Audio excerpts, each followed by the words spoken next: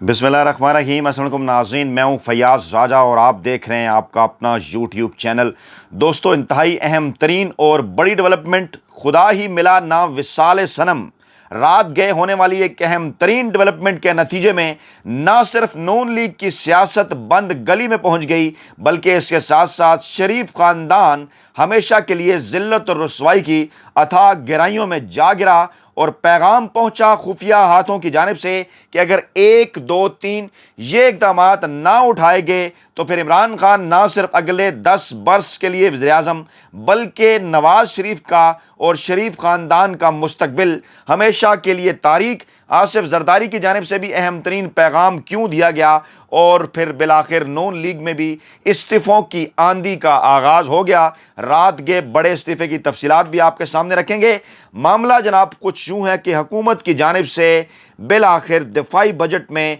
बड़ी तब्दीलियाँ जो कि अवाम के ख़िलाफ़ हैं वो IMF के कहने के ऊपर कर दी गई। मुकम्मल तौर पर नवाज शरीफ और इसहाक डार IMF के सामने लेट गए। अवाम पर मज़ीद तकरीबन 215 से 225 अरब रुपए के टैक्स लगाए जा रहे हैं। ईद से पहले इस माफिया हुकूमत के IMF के साथ डील साइन करने के अहकामात हैं और पाकिस्तान के रवायती मीडिया का हमेशा की तरह मिरासियों का किरदार नून लीग के हक में, क्योंकि पहले ये कहते रहे कि इसहाक डार डट गए, नून लीग डट गई, PDM डट गई, और आज ये कह रहे हैं कि जनाब पाकिस्तानी अवाम के लिए बड़ी डील हासिल करने में शहबाज शरीफ कामयाब हो गए, उनकी मेहनत रंग ले आई। मामला क्या है? मामला कुछ यूँ है कि आज से सिर्फ 2 दिन पहले, 3 दिन पहले इसहाक डार IMF के दबाव को जियो पॉलिटिक्स करार दे रहे थे, कह रहे थे कि पाकिस्तान के मामलात के अंदर मुदाखलत है, इसको बैनुल-अक़वामी साजिश करार दे रहे थे, जो IMF के आखिरी 2-3 मुतालबात मानने में रह गए थे। बाकी तो गुज़श्ता 6 माह के दौरान इन मुज़ाकरात में मुकम्मल तौर पर पहले ही लेट चुकी थी नून लीग की हुकूमत, क्योंकि आसिफ जरदारी और पीपल्स पार्टी अब इसका बोझ उठाने के लिए तैयार नहीं है और वो अलहदा तौर पर उन्होंने इंतखाबात की तैयारियां भी शुरू कर दी हैं। टिकटों के उम्मीदवारों के लिए बोर्ड कायम कर दिया और फिर आसिफ जरदारी का एक मखसूस पैगाम कि वो नून लीग को धोखा नहीं देंगे। आखिरकार इसके पीछे क्या है, इसकी तफसीलात भी आपके सामने रखेंगे। लेकिन सरेदस हुआ कुछ यूँ कि जनाब हुकूमत ने फौरी तौर पर आज ही, जब आप ये वीडियो देख रहे होंगे 25 जून की तारीख में, मुमकिन तौर पर इतवार के दिन ही या ज़्यादा से ज़्यादा फिर मंडे को, ये जो नया फाइनेंस बिल चालाकी के साथ उन्होंने तब्दील किया आवाम को धोखा देकर, उसको जल्द अज जल्द 24 घंटों के अंदर मंजूर करने का उन्होंने मनसूबा बनाया है। और ये सूरत हाल उस वक्त होती है कि जब आपकी फ्रेंडली अपोजिशन, तो बहुत दूर की बात अपोजिशन ना होने के बराबर हो, ऐसी अपोजिशन हो जिनका इरादा हो कि वो मुस्तकबिल में नून लीग के टिकट से इलेक्शन लड़ेंगे, यानी राजा रियाज किस्म के लतीफ़े जब कौमी असम्बली के अंदर मौजूद हों अपोजिशन के बेंचों पर, तो फिर इस किस्म के बजट को पास करवाना क्या मुश्किल होगा। मामला क्या है? मामला कुछ यूँ है कि अमरीकी सफ़ीर से मुलाकात, उससे पहले बरतानवी सफ़ीर से मुलाकात, उससे पहले पाकिस्तानी इस्टेब्लिशमेंट की अपनी जगह के ऊपर कोशिशें, और नून लीग किस तरह से मुकम्मल तौर पर घेरे में, क्योंकि 14 माह पहले भी नून लीग के अंदर से कुछ आवाज़ें उठी थी कि क्या ये उनके खिलाफ कहीं साजिश तो नहीं, क्योंकि उन्हें घेर घार कर जो हुकूमत उनके हवाले कर दी गई है, जिसमें दोनों तरफ कुछ फ़वायद उठाए गए, उसके नतीजे में गालियां तो सारी की सारी जो हैं वो नून लीग को पड़ रही हैं या उन हैंडलर्स को पड़ रही हैं, लेकिन पीपल्स पार्टी जो है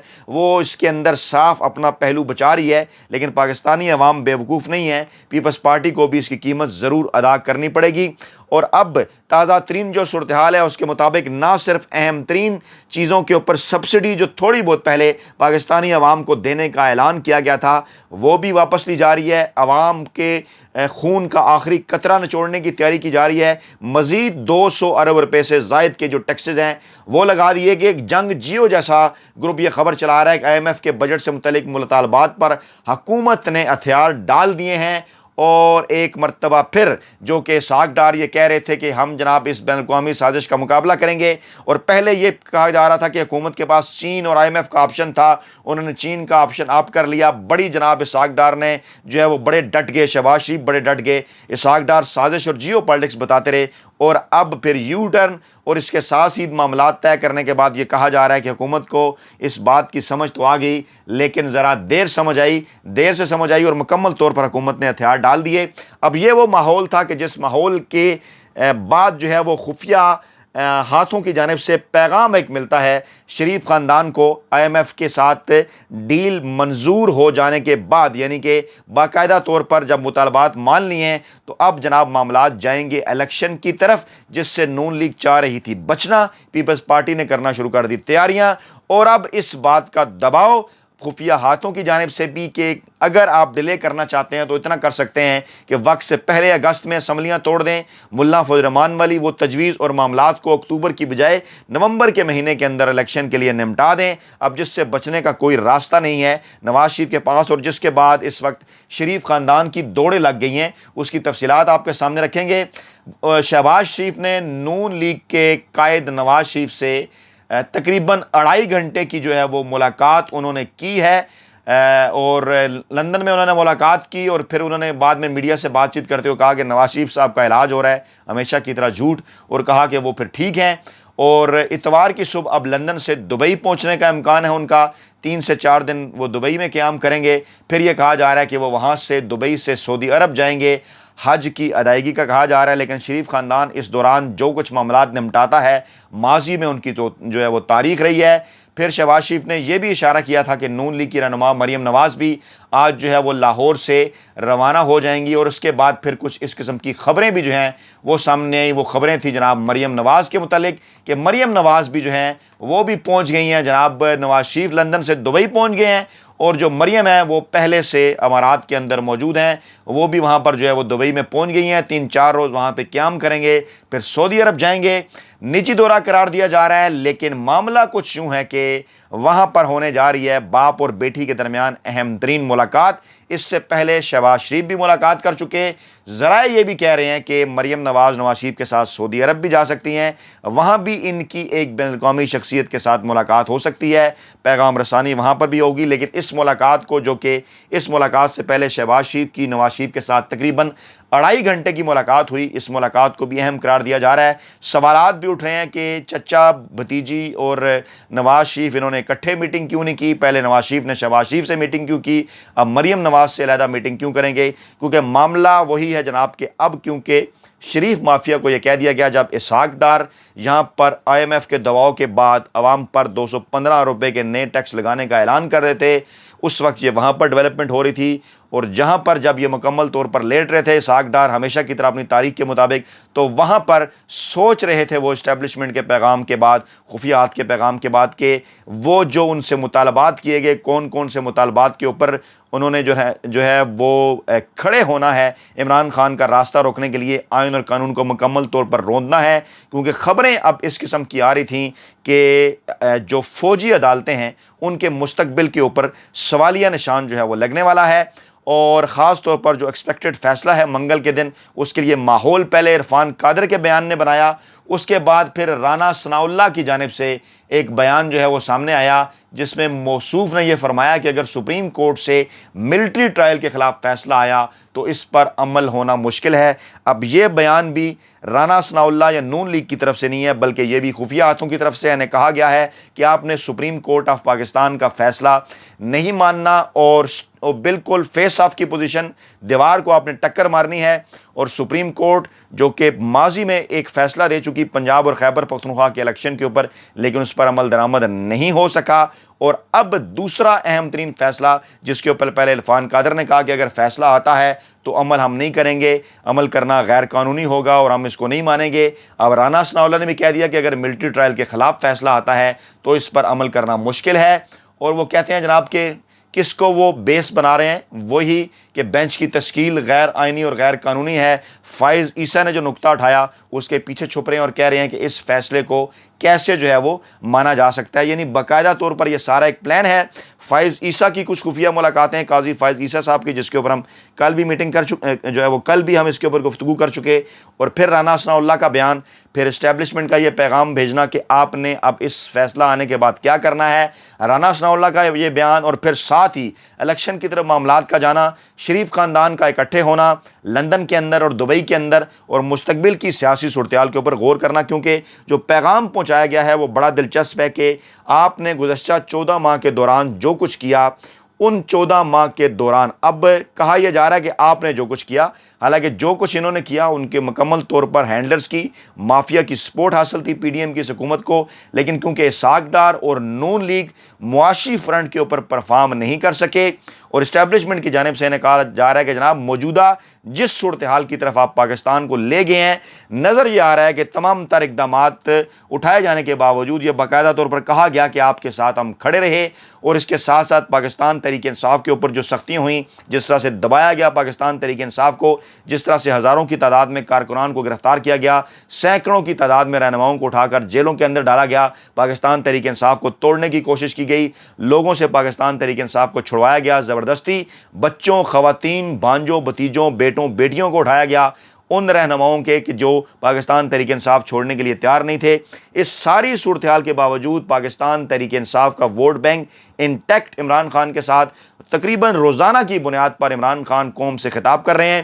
اور اب جو تازہ ترین انہوں نے خطاب کیا، اس خطاب کے اندر انہوں نے ایک بار پھر واضح کیا کہ جب میری حکومت، عمران خان نے کہا کہ جب ان کی حکومت غیر آئینی اور غیر قانونی طریقے سے گرا دی گئی تھی، اور پھر اس کے بعد ضمنی انتخابات ہوئے، اور ضمنی انتخابات میں 37 میں سے 30 نشستیں پاکستان تحریک انصاف نے جیت لی تھیں، تو اسی وقت اسٹیبلشمنٹ کی جانب سے یہ پیغام پہنچا دیا گیا تھا کہ آپ کی حکومت اس لیے نہیں گرائی گئی کہ آپ کو دوبارہ آنے دیں گے، ہم آپ کو دوبارہ بھی نہیں آنے دیں گے۔